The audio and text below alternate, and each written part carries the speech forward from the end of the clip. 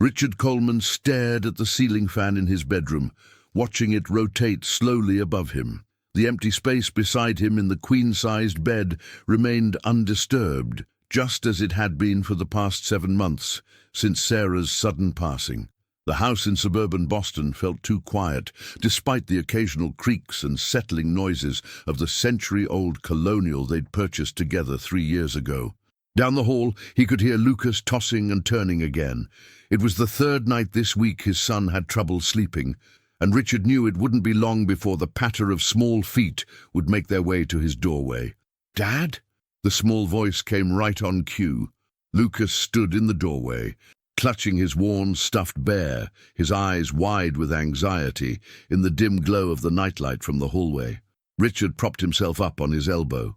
"Another bad dream, buddy?" Lucas shook his head. "My room feels weird. I don't want to sleep there anymore." With a resigned sigh, Richard lifted his comforter, and Lucas quickly scrambled into the bed, nestling against his father's side. This had become their nightly ritual over the past 2 weeks. Richard had read enough parenting books since becoming a single father to know that this was probably just another phase of grief, but it didn't make the disruption to their routine any easier. "You know," Richard said softly, stroking his son's hair, "your mom helped pick out all the things in your room, the rocket ship bedspread, the star map on the wall. She'd want you to enjoy them." Lucas remained silent for a long moment before whispering, "There are noises in my room. Under my bed. The house is old." "Lucas, old houses make noises." "Not like these," Lucas insisted. "It's like someone's whispering, telling secrets." Richard felt a familiar pang of worry. Lucas had always had an active imagination, but Sarah had been better at distinguishing between normal childhood fears and something more concerning. Without her guidance, Richard often felt lost. "Tell you what," he said. "Tomorrow after school, we'll investigate together. Check out every inch of your room. How does that sound?" Lucas nodded against his chest, but Richard could feel the tension in his small body. Within minutes, his son's breathing had slowed as he drifted to sleep. But Richard remained awake, staring at the ceiling fan, wondering how to navigate this new challenge alone. The next morning at breakfast, Richard's neighbor and longtime friend, Marcus, sat at their kitchen counter, nursing a cup of coffee. Their morning coffee ritual had started shortly after Sarah died. Marcus would come by on his way to work, bringing Richard a sense of normalcy and adult conversation that he desperately needed. "So, the kid's still not sleeping in his room?" Marcus asked, watching Lucas pick at his cereal across the kitchen. Richard shook his head. "Going on 2 weeks now. I'm starting to worry it's more than just a phase. Kids pick up on everything," Marcus said quietly. "And that old house of yours, well, it could be anything. Pipes, radiators, mice in the walls." "Mice?" Richard hadn't considered that possibility. Marcus shrugged. "Winter's coming. They look for warm places. And didn't you say your basement had some old entry points when you moved in?" Richard nodded slowly, remembering the home inspection report that had mentioned potential access points in the foundation. Sarah had insisted they fix them right away, but between the move, their jobs, and then her illness, many of the smaller repair items had fallen by the wayside. Later that day, after dropping Lucas off at school, Richard called in late to work and headed to the basement with a flashlight. The musty space was cluttered with boxes they'd never fully unpacked, holiday decorations, and tools. He methodically examined the foundation walls, looking for cracks or holes. In the corner beneath Lucas's bedroom, he found what he was looking for, a small gap where the concrete had crumbled away near a pipe entry point. Richard crouched down for a closer look, shining his flashlight into the darkness. The beam caught something reflecting back at him, small, beady eyes that quickly disappeared. "Great," he muttered to himself, "just what we need." After school, Richard kept his promise to Lucas. Together, they conducted a thorough investigation of the boy's bedroom. Richard had Lucas stand in the hallway while he moved the bed away from the wall, revealing nothing but dust bunnies and a few forgotten toys. "See? Nothing under here," Richard said with forced cheerfulness, but I did find your missing dinosaur figure." Lucas accepted the toy without enthusiasm. "But I still hear the whispers at night." Richard sat on the edge of the bed and patted the space next to him. When Lucas joined him, he put his arm around his son's shoulders. "I think I know what's happening," Richard explained. "I found some signs in our basement today that we might have mice." Lucas's eyes widened. "Mice? In my room? Not exactly in your room, but maybe in the walls or under the floor. They make scratching and squeaking noises that might sound like whispers when everything else is quiet." Lucas considered this information. "Like when Mum used to say the house was talking when it made those popping noises in winter?" Richard felt his throat tighten at the memory. "Exactly like that. Your mom was smart that way, finding normal explanations for scary things." After dinner, Richard called an exterminator who couldn't come until the following week. That night, he set up a sleeping bag on Lucas's floor, determined to hear these whispers for himself and reassure his son. Lucas fell asleep quickly, comforted by his father's presence. Richard lay awake, listening to the various sounds of the house, the hum of the refrigerator downstairs, the tick of the heating system, the occasional car passing on their quiet street. Just as he was drifting off, a faint sound caught his attention. Richard froze, straining to hear. There it was again. A soft scratching, followed by what did indeed sound remarkably like whispering voices. The sound seemed to be coming from beneath the floorboards, directly under Lucas's bed. Richard's heart raced, his mind immediately conjuring images from horror movies before rational thought took over. He carefully extracted himself from the sleeping bag and pressed his ear to the floor. The sounds were clearer now. Definitely animal in nature, small creatures moving and communicating in their own way. The next morning, Richard enlisted Marcus's help. Together, they examined the exterior of the house, finding several small entry points that needed sealing. "These older homes are like sieves," Marcus commented, pointing out gaps in the siding and areas where the foundation met the frame. "All sorts of critters can get in." Richard nodded, making mental notes of all the repairs needed. "Lucas is convinced there are whispers under his bed. I heard something last night, but I'm pretty sure it's just mice, or maybe even squirrels that have nested somewhere in the walls." Marcus gave him a sympathetic look. "How's he doing otherwise?" "About Sarah, I mean." Richard sighed, leaning against the side of the house. "Some days are better than others. His counselor says he's processing normally, whatever that means. But these sleep issues," he trailed off, rubbing his eyes tiredly. "Kids need security. Routine," Marcus said. Sarah was all about routines. "I'm trying," Richard replied, the weight of single parenthood heavy on his shoulders. "But sometimes I feel like I'm failing him." "You're not failing," Marcus assured him. "You're just finding your way through an impossible situation." That evening, Richard took Lucas to the hardware store. Together, they selected materials to seal the gaps around the house and bought a set of small, humane traps. Richard wanted Lucas to be part of the solution, hoping it would help him feel some control over the situation. "If we catch the mice, what do we do with them?" Lucas asked as they drove home. "We'll release them in the woods by the park," Richard explained. "Far enough away that they won't find their way back." Lucas was quiet for a moment before asking, "Is it their fault that they scared me?" Richard smiled sadly at his son's empathy. "No, buddy.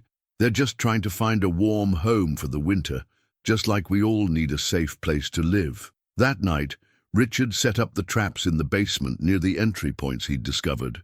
He sealed what gaps he could reach and made plans to call a contractor about the others. Lucas insisted on helping, holding the flashlight while Richard worked. "Mum would say we're being good homeowners," Lucas commented, shining the beam steadily where his father needed it. "She would," Richard agreed, throat tight. "And she'd be proud of how brave you're being." After Lucas was tucked in, Richard returned to his own room, leaving both their doors open so he could hear if his son called out.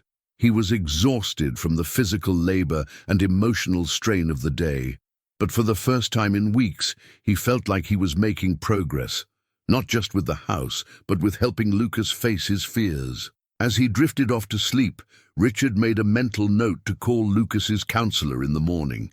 Perhaps this fixation on noises in his room was a manifestation of grief that needed professional guidance.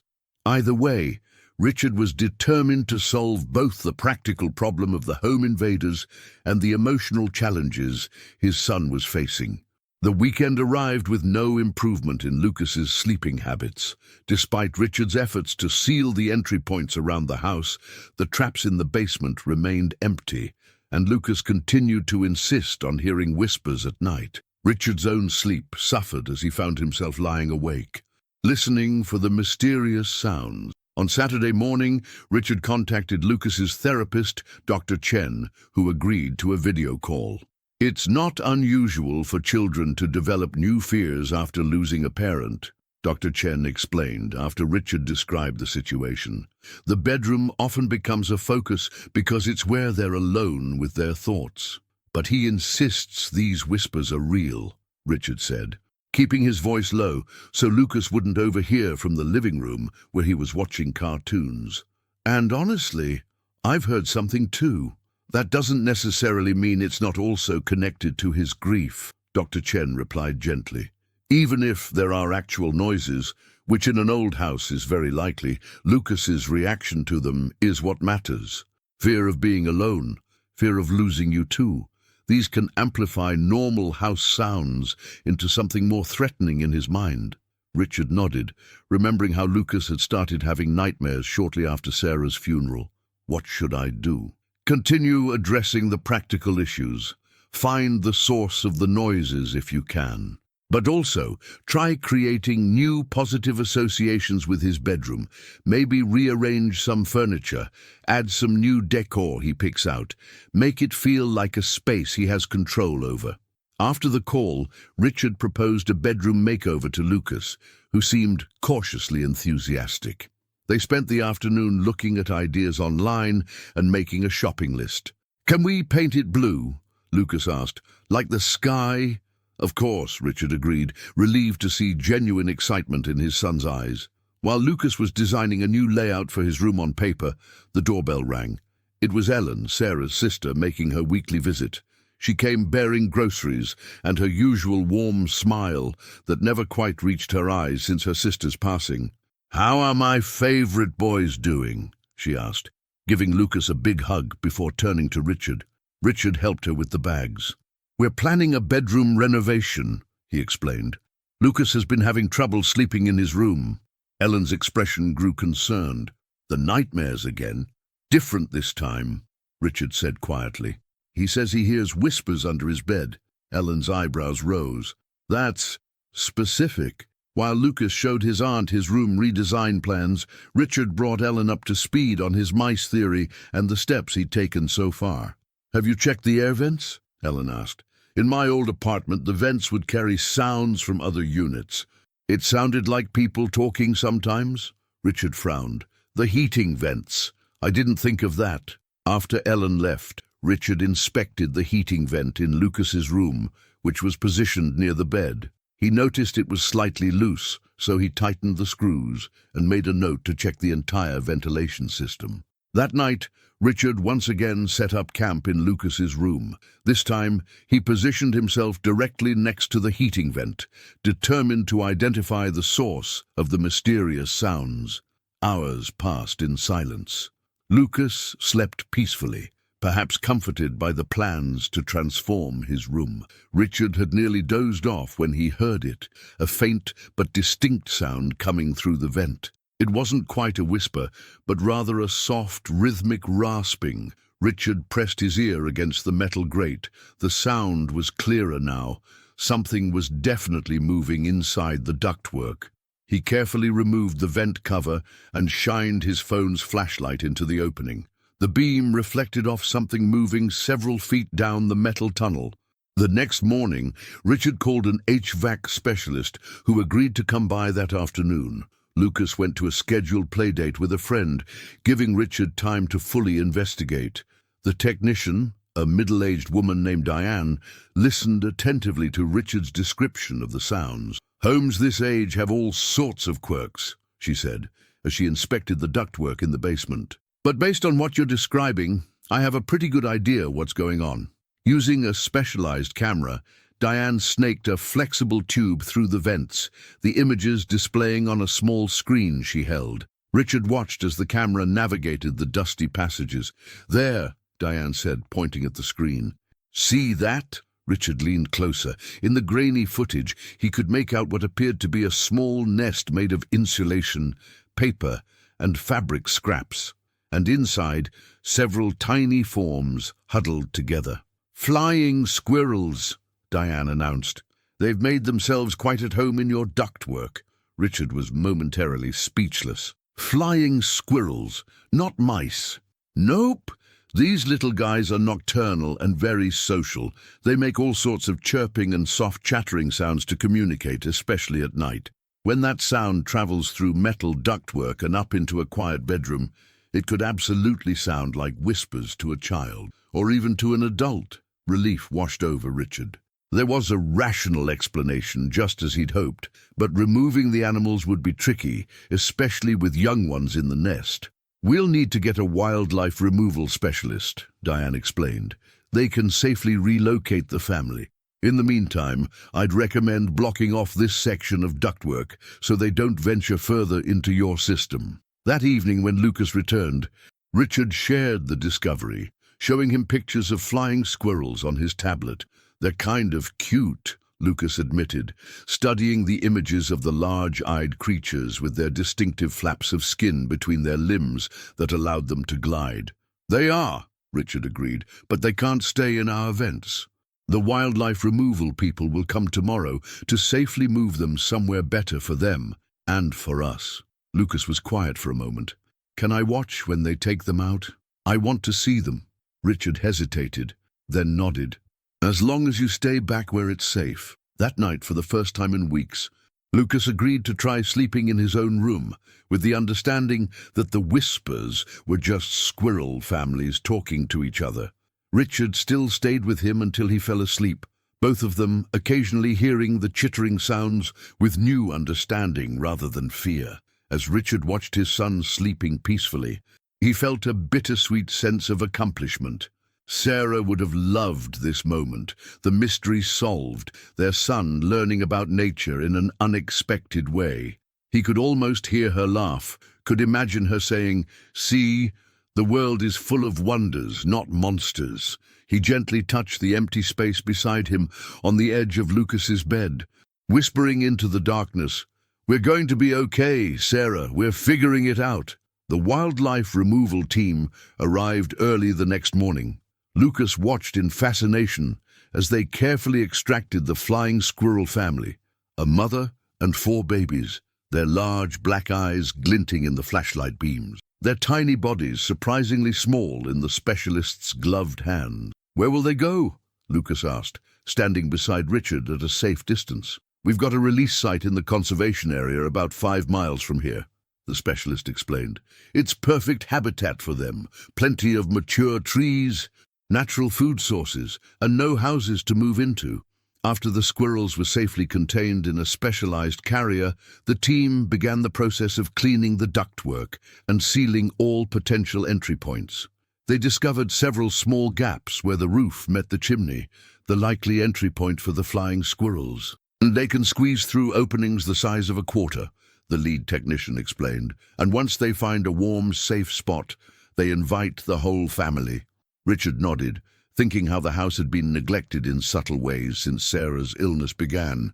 She had always been the one to notice small problems before they became larger ones. Without her vigilance, the home had become vulnerable in ways he hadn't anticipated. Once the work was completed and the team had left, Richard and Lucas stood in the now quiet bedroom. "It feels different," Lucas observed, looking around the space that had recently caused him so much anxiety. "Different good or different bad?" Richard asked. Lucas considered the question, testing his feelings. "Different good, I think, but I still want to paint it blue." Richard smiled. "Absolutely. We'll start this weekend." The following days brought a flurry of activity as Richard and Lucas embarked on the bedroom transformation. They moved furniture, taped edges, and covered the floor with drop cloths. Helen came over to help, bringing pizza and ice cream to fuel their work. As Richard watched Lucas carefully painting near the baseboard, with more paint getting on his old clothes than the wall, he felt a twist of emotion. This was exactly the kind of family project Sarah would have loved. Messy, imperfect, but full of laughter and shared purpose. "Mom would love this color," Lucas said suddenly, stepping back to admire the rich sky blue that was gradually covering the previously beige wall. "She would," Richard agreed. Richard, swallowing hard, "She always said your room should be your happy place." Ellen squeezed Richard's shoulder as she passed, her eyes shining with unshed tears and understanding. By Sunday evening, the room was transformed. New curtains featuring a subtle star pattern hung at the windows. The walls gleamed with fresh paint, and Lucas's bed sported a new comforter with planets and spacecraft. They had even installed a small shelf specifically for the framed photo of Sarah that Lucas liked to keep near his bed. "What do you think?" Richard asked as they stood in the doorway admiring their work. "It's perfect," Lucas declared. Lucas. Then with determination in his voice he added, "I'm going to sleep here tonight." That night, their bedtime routine felt different. There was purpose in Lucas's movements as he arranged his stuffed animals just so and checked that his nightlight was working properly. Richard sat on the edge of the bed, prepared for the usual request to stay. "You don't have to sleep on the floor tonight, Dad," Lucas said, surprising him. "I think I'll be okay."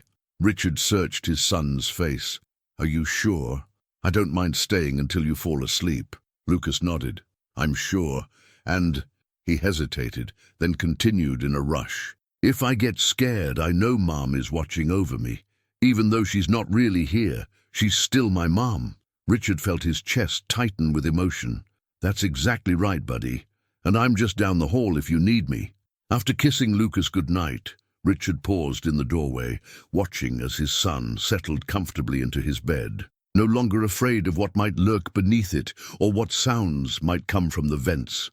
Later that night, Richard sat at the kitchen table with a cup of tea and Sarah's old photo album.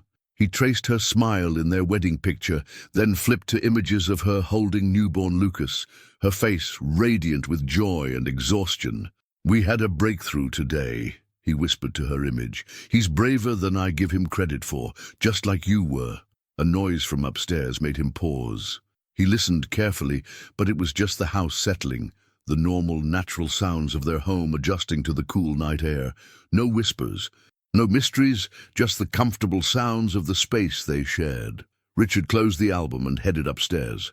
He paused outside Lucas's room, listening to his son's steady breathing. The nightlight cast star-shaped patterns on the newly painted walls, and for the first time in months, both occupants of the old colonial house slept peacefully through the night, each finding comfort in the quiet of their own rooms and the knowledge that sometimes the most mysterious sounds have the most natural explanations.